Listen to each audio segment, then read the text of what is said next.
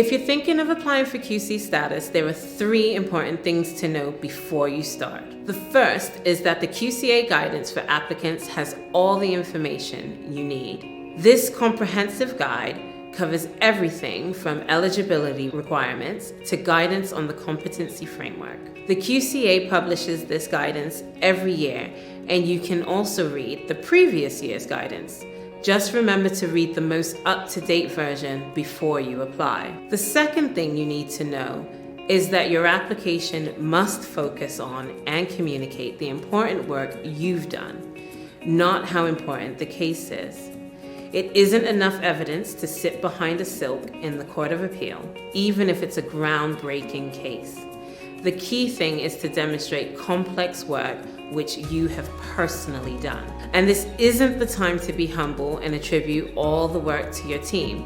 While you're filling in your application, remember to emphasize the contribution you've personally made. Being a team player and giving your colleagues due credit is a virtue, but keep in mind that your QC application is about you and your personal skills and experience. Finally, the third thing you need to know is that the application process takes time.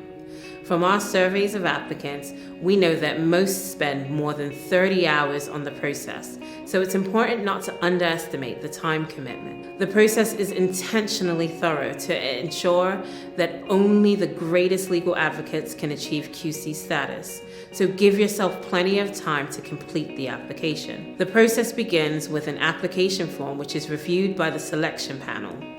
This is by far the most intensive part of the process. Successful applicants are invited to interview. Applicants that pass the interview stage will then be recommended to the Lord Chancellor for official appointment. The application form will ask you to list the 12 most important cases you've made a significant contribution to over the last 3 years.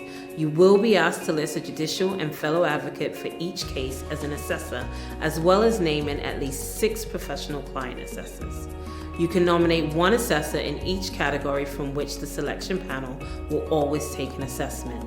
The selection panel will also take assessments from 3 other judges, 2 other advocates, and 1 other professional client. The assessors are asked to comment from their personal experience of you on how well you meet each of the competencies from the competency framework. Before you start, it's worth remembering that if you can't showcase examples of complex advocacy work in your application and aren't yet a leader in your field, you're unlikely to qualify. If this is the case, you should proactively seek opportunities to build your advocacy skills and experience so you have a higher chance of being successful when you apply in the future. For more information on gaining advocacy experience and applying for QC status, visit lawsociety.org.uk/QC.